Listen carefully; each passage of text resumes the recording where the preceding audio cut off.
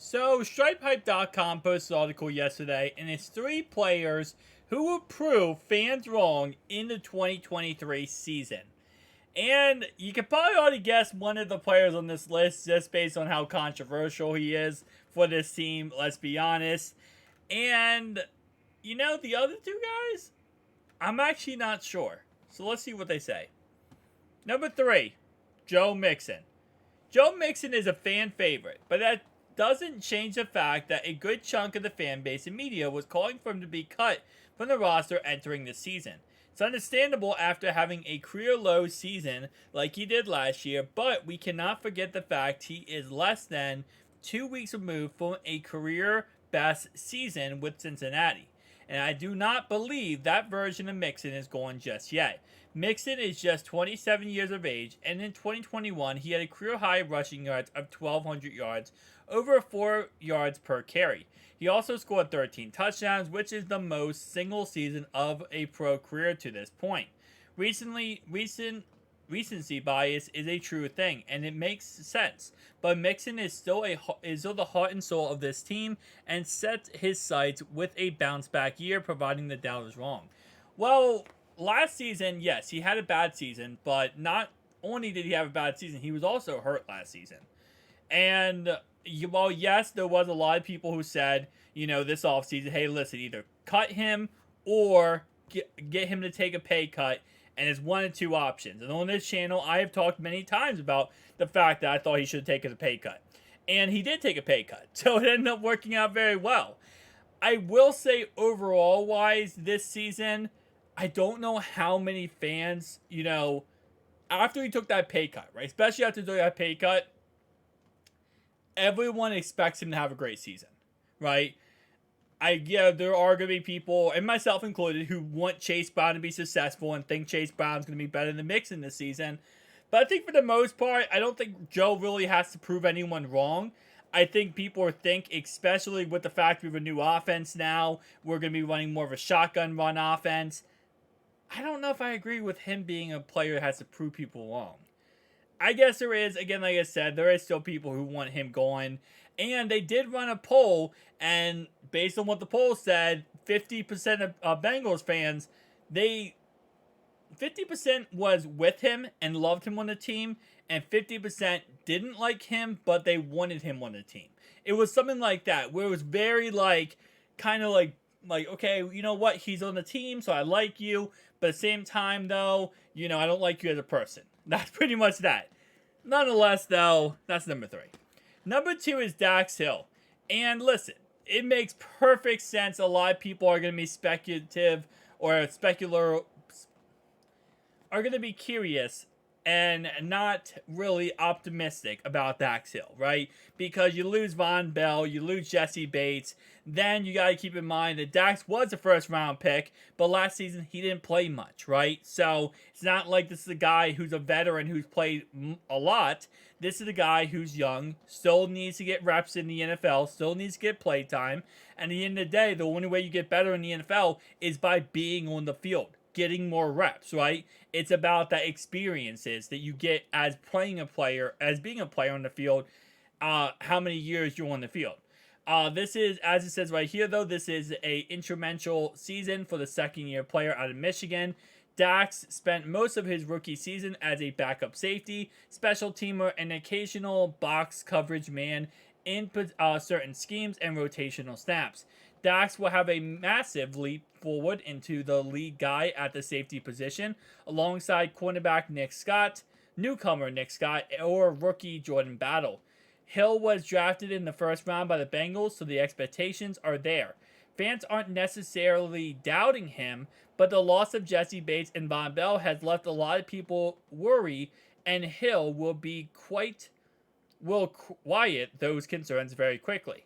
Hill is a hard-nosed safety who has a lot of playmaking ability, and he has good eyes in coverage. He attacks the football. He has extremely high football IQ, and that goes a long way when you are the last line of defense for the unit. Lou can utilize him in many facets, which is why I feel like he's such a key factor for this defense. However, only time will tell. And Yeah, kind of exactly what I just said is how they summed it up too, where it's like fans aren't saying that he's going to be a bust, and I don't think any fans are calling him a bust, but it's definitely one of those things where it's like we're used to a certain level, right, from Jesse Bates and Von Bell in this secondary for the safeties that we're going to see kind of a little bit of growing concerns, right? A little bit of, baby steps that need to go through when it comes to Dax Hill in this defense this year, which I don't know. I feel like because it's his second year and fans understand, there's not going to be really this whole, like, let's say, for example, this was his fourth year, right? And he was a former first round pick, and he started struggling the first couple weeks. Then there would be people saying, oh, no, get him out of here, get somebody else in there. He's a bust, blah, blah, blah. Because he's in his second year, I think a lot of fans are going to give him more leeway room, and they're going to let him, just grow in this defense. So, I don't really think he has to prove anyone wrong. I think that people are optimistic but also scared of what's going to be without having veterans back there, but I think he'll be absolutely fine. Number one is obviously Jonah Williams. That was very obvious going into this article. He is the guy that we have talked about all offseason so far. Him and Jackson Carman competing for the right tackle job. L. Collins came out yesterday and said that he wants to compete still for the right tackle job. And once he comes back healthy, he wants to go out there and perform and show why he should be the right tackle for this team. And in all honesty, he's going to get the chance. Let's be honest. Nonetheless, though, this article does talk about Jonah Williams is one of the most controversial players the Bengals have had this season. And the expectations is that this could be his final season in Cincinnati. Williams has been productive in certain instances, but hasn't lived up to the early first-round selection that Cincinnati used on him. Williams has a very back-and-forth offseason. Cincinnati made a move to get Orlando Brown, and then the idea was that Williams would move to right tackle. Well, Williams didn't love that idea, and he ultimately requested the trade. Again, this is a good example of something that we don't know if that is true or not. And that is, again, what we've heard many times. Jonah's side to this is that he simply did not request a trade because of the Orlando Brown signing. I know some publications and media will talk about this and say this. According to Jonah Williams, and again, this is fully from him, what happened was that they signed Orlando Brown. He was not told about it. No one texted him. No one called him. He found out over social media. Then he was confused because he didn't know if he's going to be the backup left tackle, where he's going to be, or what he's going to do, and the Bengals never communicated that to Jonah Williams. Well, because of that, his agent then went ahead and called the Bengals front office, and his calls was not answered. He called them multiple times. They did not answer his calls, and after many texts from Jonah Williams' agent texting the Bengals and no one responding, well, that's when he requested a trade. The agent did. The agent sent a text requesting a trade. It was not Jonah, it was the agent. Now, obviously, the agent is on Jonah Williams' behalf, but at the end of the day, it was not actually Jonah Williams who requested a trade. It was the agent because they could not get in contact with the Bengals. Now, Jonas did say that he was okay and perfectly fine with moving the right tackle, and that was never a problem. And as long as that was conveyed to him in some way of communication, then there would have not been this, requesting of a trade. Again, like I said, that's his side. We don't know the whole truth or the honest truth. So I don't really love the fact when you make correlations of saying, well, because of that signing, he requested a trade.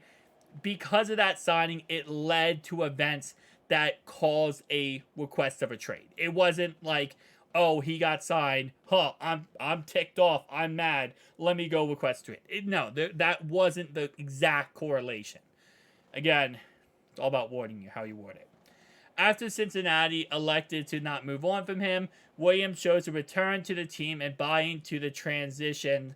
Now he will enter this season as the Bengals' new right tackle with a lot to prove to the fan base who was favoring of trading him. And again, the reason why we were was because of the $12.6 million cap hit. After seeing Jonah Williams in preseason, I'm okay with Jonah Williams. I'm sorry, not Jackson Carman in preseason. I'm okay with Jonah Williams. This was the biggest season of his career for two reasons. For one, it will be his first year at right tackle, which is a new position. Secondly, this is a contract year. And again, he is going to try his best, go out there and perform at the highest level possible, because if not with us, he's going to go get signed somewhere else and make big boy money. And he wants, and again, like I said, I want to say he wants to play left tackle, but that's not even factual, right? He said it himself. This was never about wanting to be a left tackle. This was never about him only wanting to play left tackle. According to him, again, I can only go by the player himself saying this, it was simply miscommunication. So, at the end of the day, he might be fine with playing right tackle if he plays good this year, going somewhere else and getting paid big money to play right tackle. We don't know, but we'll have to wait and see what ends up happening. I'll see you guys in the next one.